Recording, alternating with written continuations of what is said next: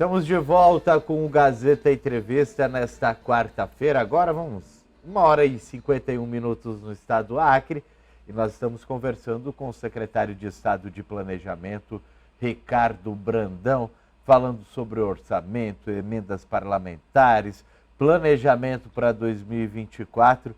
E voltando neste bloco, eu quero saber do secretário sobre a Lei Orçamentária Anual, a LOA, que está tramitando na Assembleia Legislativa do Acre. Como é que está o andamento? Como é que o governo tem feito esse trabalho, essa discussão em conjunto com os parlamentares, secretário?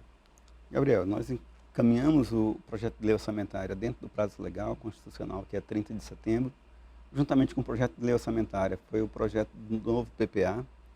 Lembrando que essa construção, tanto do PPA quanto do projeto de lei orçamentária, foi uma construção participativa, visitamos os 22 municípios, ouvimos o Poder Executivo Municipal, ouvimos as comunidades, ouvimos os movimentos sociais e a partir dessas oitivas, alinhando com o Plano de Desenvolvimento Socioeconômico Agenda Acre 10 anos, construímos um plano participativo.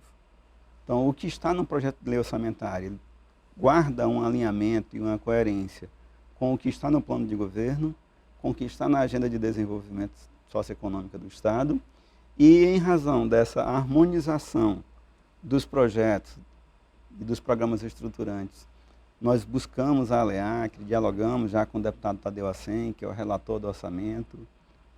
Ele está bem tranquilo, marcamos já a audiência pública para a segunda semana de dezembro agora, caminhamos para uma aprovação dialogada, convidamos já a população para, assim que confirmar a data da audiência pública, que participe, seja presencial, seja acompanhando pelo YouTube, para entender o que tem para a população, para os municípios, já para o ano de 2024. O governo trabalha com uma previsão próxima de 8 bilhões, é isso, secretário? Considerando todas as fontes, dá 10 bilhões e 700 milhões. Sim. Tá? Com o recurso próprio do Estado, a gente trabalha com essa lógica de 8 bilhões e 200 milhões aproximadamente. Eu estava até dando uma analisada aqui. Segurança, pelo que eu dei uma olhada no demonstrativo, é o setor que vai receber mais recursos, é isso? Segurança ou é saúde? É saúde. Saúde, né? Geralmente, Saúde. Os três primeiros perdão. são educação, saúde e segurança. Isso. Né? A área de infraestrutura hoje, quando a gente olha para o orçamento do Estado, a gente tem como carro-chefe a Secretaria de Educação, é onde vem o maior volume dos repassos constitucionais, as obrigações. Em segundo momento, vem a estrutura de saúde do Estado do Acre, onde também tem a obrigação constitucional. Nós somos obrigados a reportar no mínimo 12% do orçamento do Estado. Tem que ir para a saúde. O último levantamento que a gente tinha agora no mês de outubro, final de outubro, nós já tínhamos passado algo em torno de 16,5% da arrecadação estadual aportado na área de saúde. É um buraco sem fim, né, secretário? Porque a gente continua vendo problemas, infelizmente. É um compromisso do governo do Estado de buscar enviar todos os esforços possíveis para fortalecer a saúde. Como você diz, é um desafio constante, diário, não só do Acre, mas de todos os estados e dos municípios. É uma área muito carente em recursos, carente em mão de obra, carente em tecnologia. Mas a gente faz questão de reconhecer o esforço dos profissionais de saúde, seja médico, enfermeiro, técnico de enfermagem, e todo o conjunto de profissionais que, mesmo diante das dificuldades, não medem esforços de bem atender nossos cidadãos. E como é um dos assuntos que nos últimos dias repercutiu bastante, inclusive na Assembleia Legislativa com relação à lei orçamentária, é a questão do aumento no valor das emendas para os parlamentares, perdão. Como é que o governo recebeu isso, secretário? Olha, o governador, como ele já foi parlamentar, deputado federal, senador, ele tem uma compreensão muito clara da importância da emenda para a sociedade. E em razão dessa compreensão do governo do Estado, foi possível a gente construir um entendimento com a Assembleia Legislativa, com nossos 24 parlamentares, e aí eu faço sempre questão de lembrar, fazer um recorte. Em 2019, a emenda parlamentar estadual era R$ 250 mil. A gente finaliza 2023 agora com a emenda no valor de 2 milhões por parlamentar e vamos abrir 2024 com as emendas dos parlamentares estaduais para cada um, 3 milhões e 200 mil reais. Compreendemos que essa emenda do parlamentar estadual, 50% delas é obrigatório para a área de saúde e educação, então ela já tem uma destinação específica. Os outros 50% é um pouco mais discricionário. E aí, como parlamentar, os 24 parlamentares visitam as comunidades, visitam seus colégios eleitorais, têm uma relação em todos os rincões do Estado, ele consegue ter uma percepção muito clara de onde há uma importância, de que haja uma destinação diferenciada desses recursos. Então, o governador, tendo esse olhar, essa sensibilidade em relação a garantir a melhor distribuição do recurso, concordou com o aumento das emendas. A própria Assembleia Legislativa concordou em reduzir o seu repasse percentual para que pudesse complementar esse aumento de valor. Então, houve uma construção consensuada, onde o Estado, o Poder Executivo, ampliou parte do seu repasse e o Poder Legislativo, já faço aqui questão de elogiar o deputado Luiz Gonzaga, o deputado Nicolau, que entraram em consenso e concordaram em aportar parte dos recursos que são próprios do Poder Legislativo para complementar essas emendas, num claro sinal de que o importante é o cidadão e a sociedade. Secretário, do orçamento total do Estado, mais ou menos quanto que vai para os poderes legislativo e também para o judiciário? O senhor tem em mente? Olha, não poderia te passar agora exatamente, mas algo em torno aí próximo dos 20%. Isso não acaba comprometendo um pouco também o orçamento do Estado, essa divisão de recursos? Lógico que é necessário, mas isso não acaba comprometendo um pouco? Eu não olho por esse lado, Gabriel, porque quando a gente enxerga o Estado enquanto Estado, é o conjunto, Poder Executivo, Poder Legislativo, Poder Judiciário, Ministério Público, Tribunal de Contas, a própria Defensoria, cada um tem uma atribuição de atendimento ao cidadão. Um exemplo muito típico, quando a gente olha para o ranking de competitividade dos estados, um dos parâmetros avaliados, dos critérios, é a qualidade da justiça estadual. Quando a gente olha para parâmetros de relações sociais, de equidade, olha-se também para a ação da Defensoria, para a ação do próprio Legislativo. Então, o governador ele mantém uma postura muito firme, que toda a equipe de governo defende arduamente, é que para que tenhamos um Estado forte, nós precisamos ter poderes fortes. Daí o porquê estamos atuando de maneira ombreada com o Ministério Público, com o Tribunal de Justiça, com a Assembleia Legislativa, com o Tribunal de Contas, com a própria Defensoria. Observe que nesses primeiros 4 anos da primeira gestão e nesse 5º ano agora, que é o primeiro ano da segunda gestão, houve um aumento de repasse para esses poderes, o percentual que caía para cada órgão foi ampliado, o apoio do governo do Estado para que essas instituições se fortalecessem foi muito importante, porque se a gente quer desenvolver o Estado, a gente tem que ter uma justiça forte, a gente tem que ter um órgão de contas fortes, a gente tem que ter um Ministério Público forte. E é esse fortalecimento das instituições, essa atuação de defesa da sociedade, que vai fazer com que a gente saia do grau de dependência que temos hoje do recurso externo. Aproveitando aqui, tem mensagem chegando do Clesson Lima. Pergunte para o secretário o que está acontecendo com as emendas parlamentares estaduais, pois existem alguns casos em que foram cumpridos todo o processo, os convênios foram publicados no Diário Oficial e já faz mais de 4 meses. Porém, até o momento, as instituições que seriam beneficiadas ainda não receberam os recursos.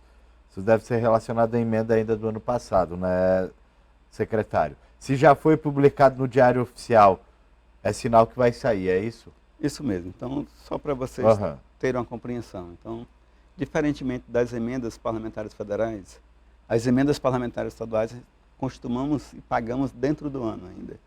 Então, as emendas que foram indicadas em 2022, elas estão em execução neste ano agora.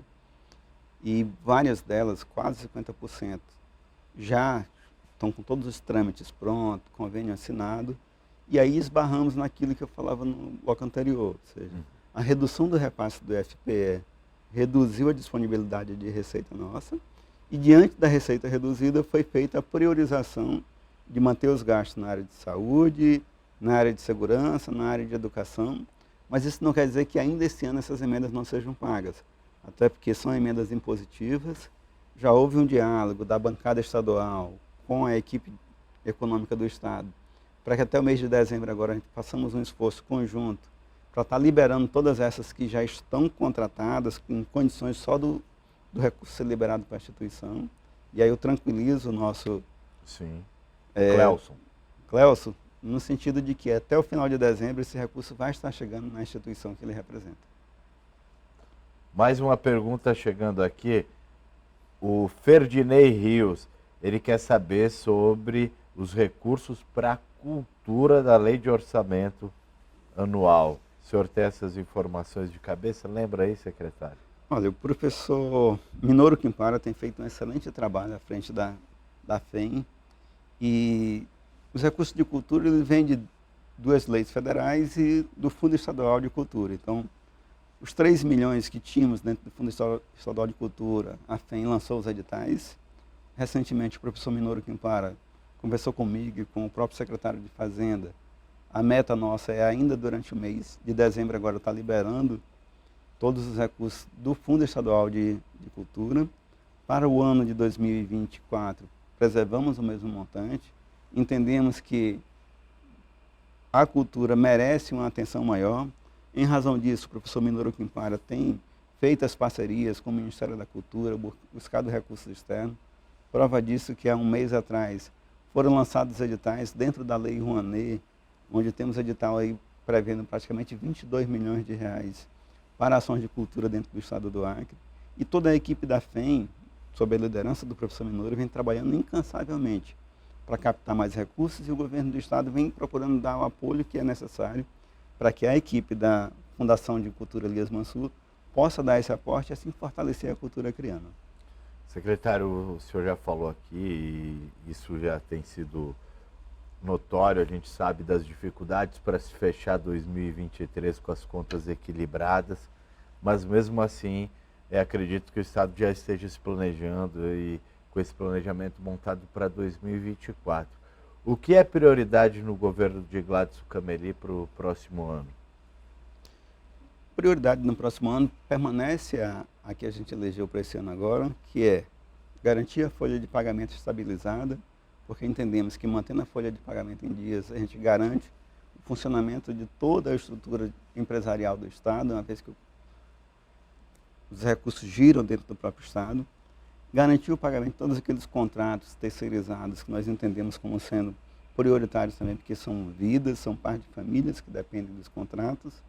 E garantir recursos para gerar emprego e renda. E é onde o governador tanto fala na importância das obras de infraestrutura, de todo e qualquer contrato que seja impulsionador de geração de emprego. Então é o fortalecimento da agricultura, é o fortalecimento da construção civil, é o fortalecimento da cadeia de serviços. Aí é tanto que se discute, juntamente com a Secretaria de Empreendedorismo e Turismo, políticas mais voltadas ao fortalecimento do turismo, ao fortalecimento do cooperativismo e também do empreendedorismo local. Então, essa lógica de olhar para o Estado e pensar que ações, que projetos estratégicos vão ser impulsionadores de gerar emprego e renda, é onde a gente tem colocado como prioridade número 1.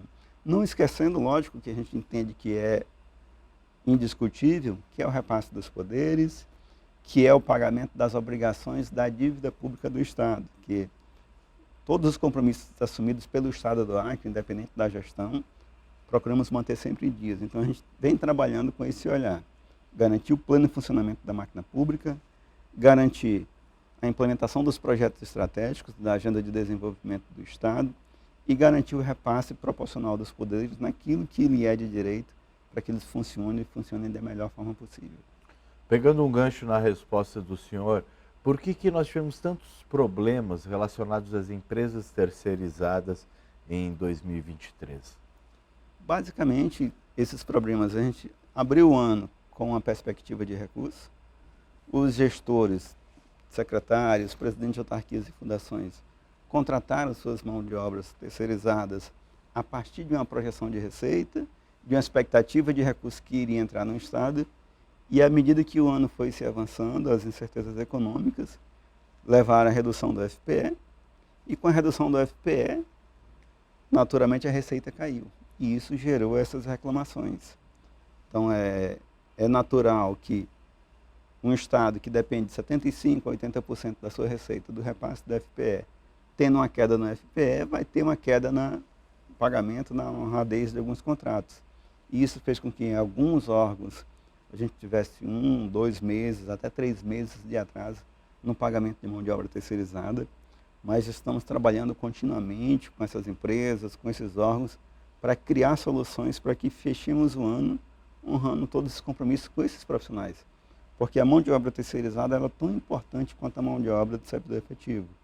E essa é uma preocupação que o governador Gladson Cameli tem, de não deixar nenhum pai de família sem o seu salário no final do ano. Então ele tem falado continuamente de que temos que trabalhar para que seja o melhor Natal do ano, dos últimos anos. E que é melhor Natal do que você com dinheiro no bolso, daquilo que lhe é de direito. Então, teve toda essa dificuldade ao longo do ano, mas nós estamos nos organizando para amenizar e chegar num ponto onde tranquilize as empresas, tranquilize os órgãos, mas principalmente tranquilize o servidor que prestou um serviço. Trabalhador. O trabalhador. E olhando nesse ponto, secretário, eu quero lhe fazer um questionamento, porque muitas empresas, e a gente mostrou aqui, têm dívidas milionárias com questões trabalhistas, com atraso no pagamento de FGTS, de direitos do trabalhador, que eu sei que diretamente não é uma responsabilidade do Estado, porque o Estado fez o repasse para a empresa tem que pagar o funcionário, tem que pagar também as suas obrigações fiscais, mas lá na frente o funcionário acaba perdendo, né? Porque a empresa depois fecha e aí já era. Como é que o Estado pode talvez ajudar, auxiliar esse trabalhador dessas empresas terceirizadas que muitas vezes acaba perdendo esses benefícios porque as empresas não cumprem com a sua obrigação? Desde o ano de 2016, houve uma decisão no estado do Acre de criar a conta vinculada. Então, toda contratação ela tem por obrigação ter uma conta vinculada. Então, mensalmente é feita uma retenção de um valor nessa conta vinculada à empresa e ao contrato, para que, numa eventual quebra de compromisso por parte da empresa, num ato de rescisão, tenha uma reserva de caixa para pagar os encargos, as obrigações contratuais com esses servidores. Tem casos que, inclusive, sai dessa conta vinculada o pagamento direto para o servidor, para o trabalhador, como forma de amenizar o problema. O Estado também tem como ajudar muito no ato de licitar. Tanto que hoje, às 16 horas, está sendo feito o lançamento do decreto que regulamenta a nível de Estado a nova lei de licitação, porque o processo começa na licitação. Se nós licitarmos uma empresa prestadora de serviço que está com suas planilhas de custos ajustada à realidade, ela não vai ter dificuldade. E aí a gente tem que reconhecer também que uma empresa, ela, por lei, ela primeiramente paga os servidores, apresenta o comprovante de que pagou, e aí o Estado paga a medição dela. Quando ocorre um atraso por parte do Estado, você vai criando uma bola de neve, porque a empresa vai ter dificuldade de pagar o servidor, o atraso ele vai corroer o capital de giro dessa empresa, então é um conjunto. Daí a preocupação do governo de procurar manter o pagamento das empresas terceirizadas em dias, de acompanhar se de fato a empresa está fazendo o recolhimento de todos os tributos que são necessários, dos encargos, para que dessa forma a gente preserve a empresa, preserve o trabalhador, que é um colaborador nosso, mas também preserve a sociedade como um todo. E isso é interessante. Os órgãos de controle, o Ministério Público do Trabalho, a própria sociedade, um conjunto de instituições esteja acompanhando continuamente. A gente entende a dificuldade que algumas empresas no Estado têm, por isso que o governo do Estado tem tido tanta sensibilidade, tanta cautela na forma de conduzir essas questões. Porque, de fato, a gente está lidando com vidas. Eu já tive isso na minha secretaria, de ter uma servidora que está no dia a dia com a gente lá com salário de um mês atrasado. A empresa teve dificuldade, aí é onde a gente pede sempre a sensibilidade dos gestores, para que aquele processo de pagamento, que geralmente pode ser feito em 15 dias, que quando a empresa apresentar a medição, o pagamento dos seus servidores, a gente possa dar a atenção devida para adiantar o máximo possível. Porque é algo muito sensível, trata da subsistência dessas famílias e a gente tem o dever de estar próximo, de estar junto. Secretário, está chegando ao fim a nossa entrevista, mas eu não posso deixar de fazer, produção, rapidinho a pergunta da professora Mariana, que ela já mandou várias mensagens aqui, ela quer saber sobre o pagamento do VDP de 2022, a professora Mariana. Professora Mariana, ontem mesmo eu reuni com o diretor da CE, o Reginaldo Prates, esteve na CEPLAN conosco. Também já conversei com o secretário de Fazenda. A Secretaria de Educação está encaminhando para a Secretaria da Fazenda o pedido de pagamento da VDP. E a perspectiva é que de agora, de novembro para início de dezembro, haja esse consenso, veja os valores exatos, que parte desse recurso é pago com fonte própria, para que a gente possa estar efetuando esse pagamento. Então, está dentro do planejamento da Secretaria de Educação e está dentro do planejamento da Secretaria da Fazenda garantir esse pagamento. Era um compromisso do conjunto de governo. Respondida a pergunta da professora. Secretário, obrigado pela sua participação aqui no Gazeta Entrevista. Muito esclarecedora a sua participação. Foi um prazer recebê-lo. Gabriel, eu que agradeço a disponibilidade e gostaria de aproveitar uns 30 segundinhos para agradecer e parabenizar toda a equipe da CEPLAN e demais equipes de governo pelo esforço, pelo empenho que tem feito no dia a dia, para que possamos organizar a máquina pública e ter serviço cada vez mais eficiente. Então, meu agradecimento a todo o time da CEPLAN e aos demais integrantes do governo do Estado como um todo pelo esforço do dia a dia. Então, parabéns e Feliz Natal para todos. Obrigado, secretário. Nós vamos para o intervalo daqui a pouco. Tem aqui a atriz Nazaré Pereira, atriz e cantora acreana, que está em Rio Branco para receber uma homenagem da Academia Acreana de Letras. E a Nazaré, ela é de Chapuri, tem muita história. Depois do intervalo, muita cultura, música para você aqui no Gazeta Entrevista. Não sai daí, a gente volta já já.